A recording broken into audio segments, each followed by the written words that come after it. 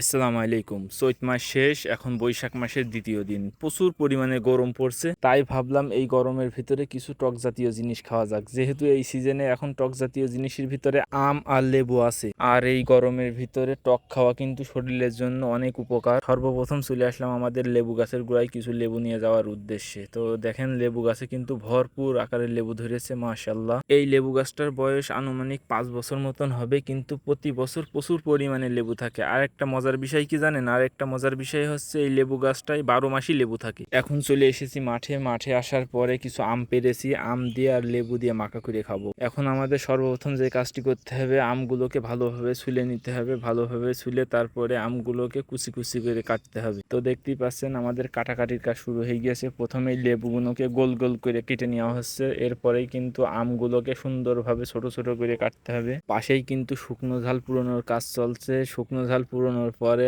আম, লেবু আর লবণ আর শুকনো ঝাল দিয়ে একসাথে মাখা করে খেতে হবে। একজন অভিজ্ঞ লোকের কাছে দিয়েছিলাম শুকনো ঝাল পুরানোর জন্য গ্যাস লাইট, কিন্তু শুকনো ঝাল তো পুরনো বাদ থাকলে তার হাত মাত পুইরেই একাকার করে ফেল দিলে। অভিজ্ঞ লোকের কাছে দেওয়ার ফলে আমার গ্যাস লাইটের 12টা বেজে গেছে। ওর কাছে দিয়েছিলাম গ্যাস লাইট দিয়ে ঝাল পুরানোর জন্য, ও কিন্তু গ্যাস লাইটের পাথরই বের করে ফেলে দিয়েছে। এখন কি আর করা যাবে, যেহেতু আমাদের এখনো ঝাল পুরানো প্রয়োজন, এর জন্য আমি আবার গ্যাস লাইটের পাথর লাগানোর চেষ্টা করছি। ইনশাল্লাহ পাথরটা লাগানো সম্ভব হয়েছে। পাথর লাগাতে গিয়ে দেখি পাথরের তলায় যে স্প্রিং থাকে সেই স্প্রিংটাই নাই। স্প্রিংটা মনে হয় চাকা যখন খুলেছি তখনই স্প্রিংটা পড়ে গেছে কোথায়। সামান্য খোঁজাখুঁজির পর দেখলাম স্প্রিংটা বেশি একটা দূর ছটকে যায়নি, স্প্রিংটা কাছেই পড়ে আছে। অনেক সময় আছে কিন্তু এই পাথরটা খোলার পর পরই স্প্রিংটা অনেক দূর ছটকিয়ে চলে যায়। অনেক চেষ্টার পর কিন্তু পাথরটা লাগাতে সক্ষম হয়েছি। পাথরটা লাগানোর পরে একটু চেষ্টার পরেই কিন্তু আগুন জ্বলেছে, আর আগুন জ্বালানোর পর পরে কিন্তু আমার ঝাল পুরানো কাজ শুরু হয়ে গিয়েছে। যেহেতু ঝাল পুরানো অবশ্যই লাগবে। আলহামদুলিল্লাহ আমাদের ঝাল পুরানো এবং কাটাকাটির কাজ